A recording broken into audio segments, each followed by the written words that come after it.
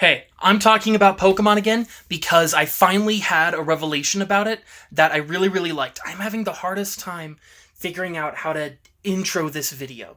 Because there's the oh, hey guys, how's it going? Welcome back to another, Monday morning games, but it's Wednesday. Right. I don't know, but I've been thinking about Pokemon this morning. Specifically Scarlet and Violet, so we're talking more about that. This has been a weird year for gaming for me. I've played 9, 10, a few now at this point, because I got the online membership, so I turned on, Game Boy Tetris on my Switch.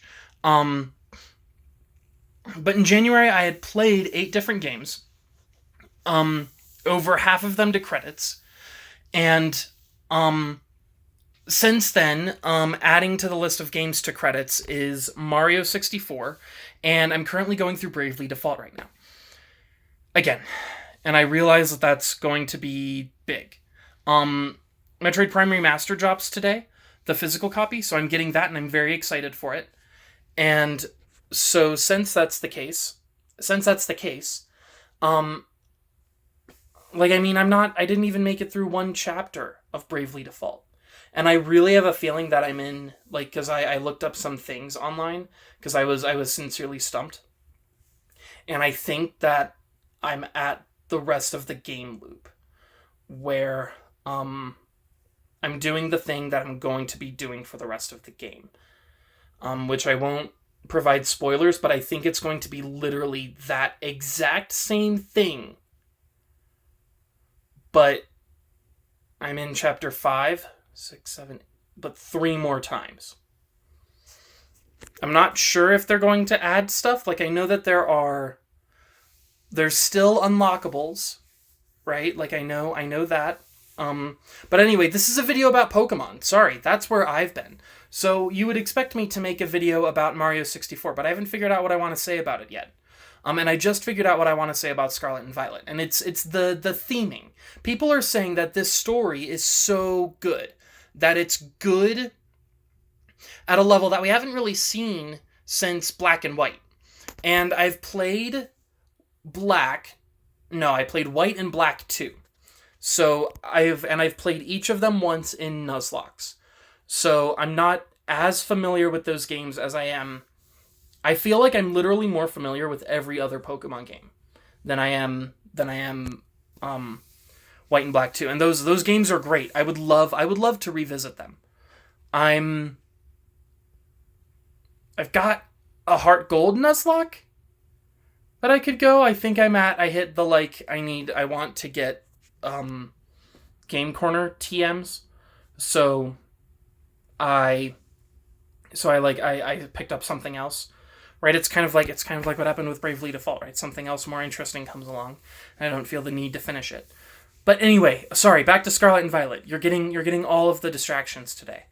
So, part of what I think makes Scarlet and Violet so good, my people are saying that Scarlet and Violet are the best story games, or have the best story since Black and White, is because of how consistent that story is. So, as particularly what I mean by how consistent the story is how consistent the theme of treasure is throughout the whole game. The whole point of the journey that you go on is to find your treasure, right? And that's the goal. That's what the school has sent you to do. And so you go on this big adventure into this open game to go and find treasure, which is a really smart idea for Pokemon, because there's a lot of things to find in Pokemon games. The primary one being all the different Pokemon. It's very easy for the answer to be, oh, what is the treasure that you found? Oh, it's my Pokemon. Right? Because it's a whole franchise about going out and finding Pokemon that you like. So it was already smart. It was already very strong from the get-go, because you're going to be going out and doing that anyway. But the way that they encourage this idea of treasure through the storylines, because there are the three storylines, the way that they talk about finding this treasure through the storylines is what helps make it so strong, because your three rivals, the three main other characters, are each dealing with some aspect of treasure. Okay? And so let's talk about each of them for a moment. Nemona, I think, is kind of the simplest. Nemona is the one who is like you in that Nemona doesn't have treasure, but Nemona knows what that treasure is. At least I think Nemona started out thinking that she knew what that treasure was, thinking that the treasure that she wanted was being good at battling, right? Pokemon battles are her treasure. And that's true. But really what she wants is a competent rival, someone who can battle alongside her at her pace. So we end up at a situation where it's kind of like a wants and needs. Nemona wants to be a good battler. Nemona needs someone who can keep pace with her. So you kind of get a situation like that, where her treasure is already two-layered, and she knows what that treasure is. Now, let's talk about Penny next with Team Star and the Team Star raids and everything. Penny is approaching this from the situation of, what would you do if it was possible for you to lose your treasure? If that was a real possibility, what lengths would you go to keep it if other people were threatening it? And so they're going now at treasure from this angle of, you have it and it's good and you know that you treasure it, but now it's threatened. What would you do about that? And it explores that a little bit. It doesn't go super deep, but it still explores it. And then finally, Arvin is in a way the strongest level of this, because he's like layers that you go and you unpack the further along you get. Because he starts out with, I want the Herba Mystica, right? And we don't know why, but we go and we help him with it. And then we learn he wants the Herba Mystica because his dog is sick. So his treasure is his dog. And that's where it really starts to get unpacked, because they explore, why is the dog his treasure, right? There's the whole, it's his treasured Pokemon. You'll have those too, right? Your treasured Pokemon. Like, you do have the treasured Pokemon, your dragon. You're doing the same thing with the Herba Mystica, where you're going to great lengths to help it be better and help it be good. And so we're asking him, we're asking about Arvin, okay, why particular this dog? Why is this the treasure? What's going on there? And then we go to the next level and realize this dog is his treasure because it's all he had as a kid, because his parent was absent. And so he doesn't have the treasure of family like Penny does. So he doesn't have that. All he has is his dog. And then we go on later and we realize, like, so there's this chance he wants to go back there and meet his parent, but his parent has been dead this whole time. So Arvin's story has, like, some layers of Pennies, some layers of Nemonas, but it also has the layer of, what do you do if you actually lose this treasure?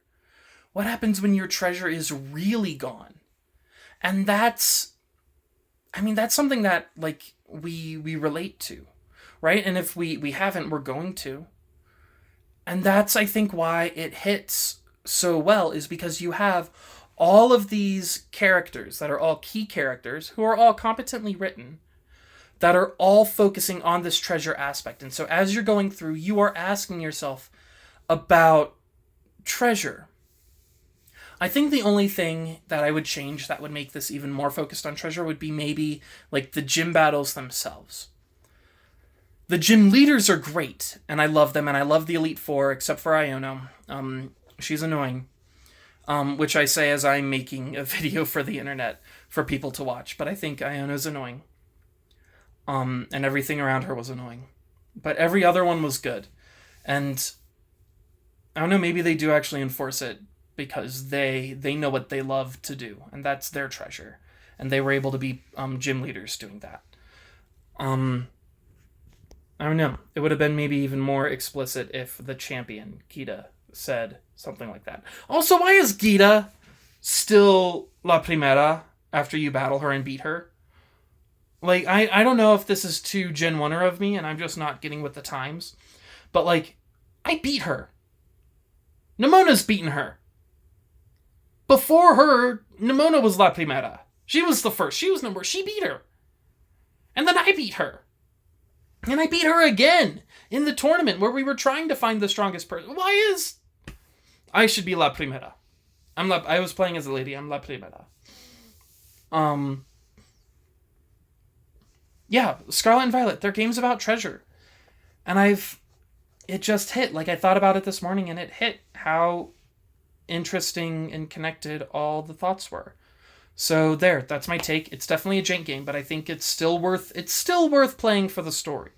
Like yes, we live in a time where AAA games should not release in the way that Pokemon Scarlet and Violet did.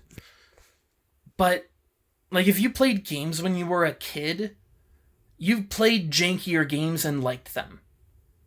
That doesn't excuse Game Freak releasing a poorly developed product.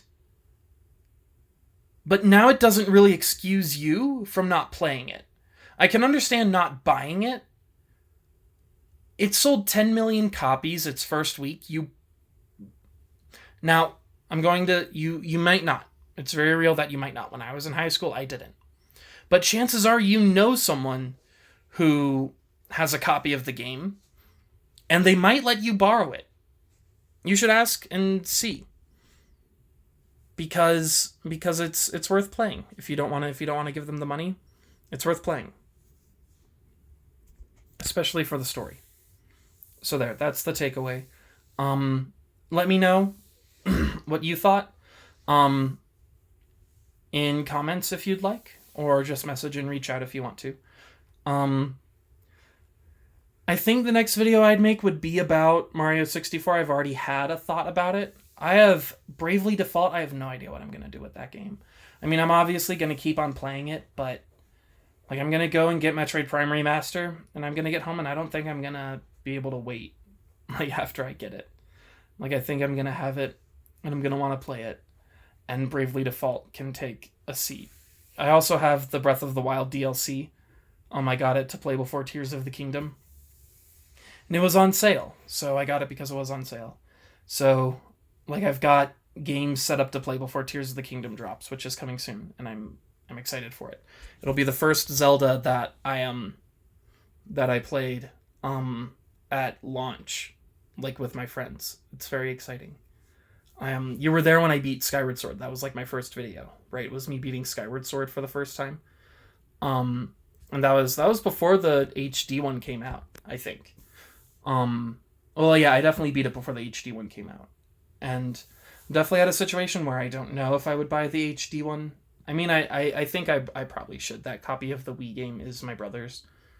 I should get a Wii U for Twilight Princess. Or save up for the GameCube Twilight Princess. Because that's the other Zelda game that I played that's technically my brother's. And the Wii version is rough. Yeah. I've got games. I've got game plans. And they're good. Next video would probably be Mario 64. I don't know. I was thinking about what I was going to talk about for the January games, because almost every other game that I played in January was some form of nostalgia. Almost all of them were GameCube games. I started playing Mario 64. Mario 64 was new for me, but it still feels very nostalgic. So, not sure where it'll go, but I've been rambling on for the end of this video for a bit. I hope that that things are going well for you. It's a snowy day here, and by that I mean we just got some light dusting last night, and the sky is cloudy right now. But it's definitely a day where you look outside and you're like, I'm doing hot chocolate, and I might do that, but it's also like laundry day for me today. It just so happens. So it's gonna be chill. I hope that you end up having that it's a really good day. That if you're at work, that work is going well. If you're doing school, don't play this during lecture. But I hope that school's going well for you. And I don't know. Reach out to someone that you care about. Okay? I'll see you in the next video.